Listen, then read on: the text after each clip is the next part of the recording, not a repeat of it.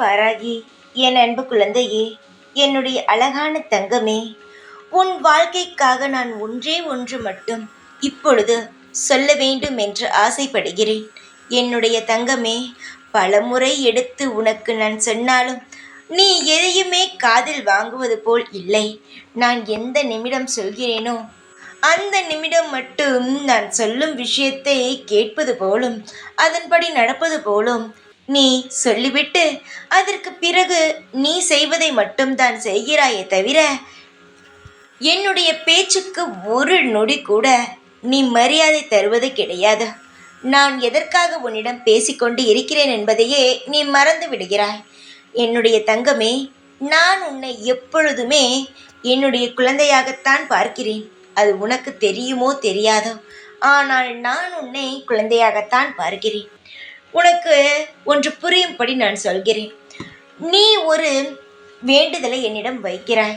அதை நான் நீ சொல்லும் பொழுது காதில் வாங்கிவிட்டு நீ போனதற்கு பிறகு அந்த வேண்டுதலை நான் நடத்தாமல் விட்டால் உனக்கு எவ்வளவு கோபம் வரும்?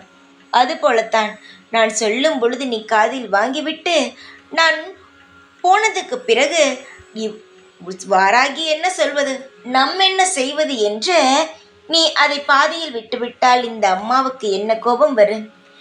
உனக்கு எப்படி மனம் இருக்கிறதோ அப்படித்தானே எனக்கும்.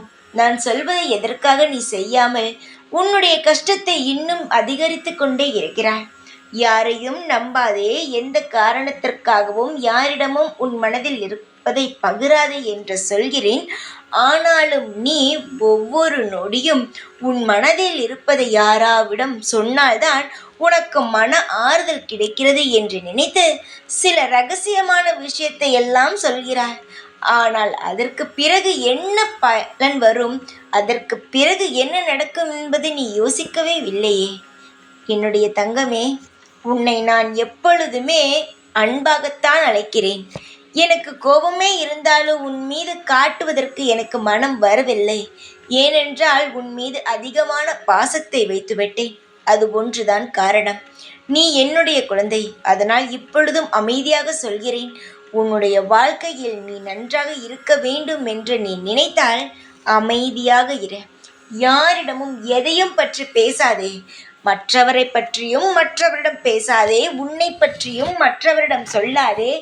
வாழ்க்கையில் நீ அமைதியாக இருந்தால் மட்டும்தான் உன் வாழ்க்கை முன்னேறுமே தவிர நீ யாரை பற்றி பேசினாலும் முன்னேறாது, உன்னை பற்றி வெளியே பேசினாலும் முன்னேறாது. நீ அமைதியாக இருக்க வேண்டும். சிலருக்கு ஒவ்வொரு விஷயங்கள் ஒத்து வரும். உனக்கு என்ன தெரியுமா? அமைதியாக இருந்தால் மட்டும்தான் ஒத்து வரும்.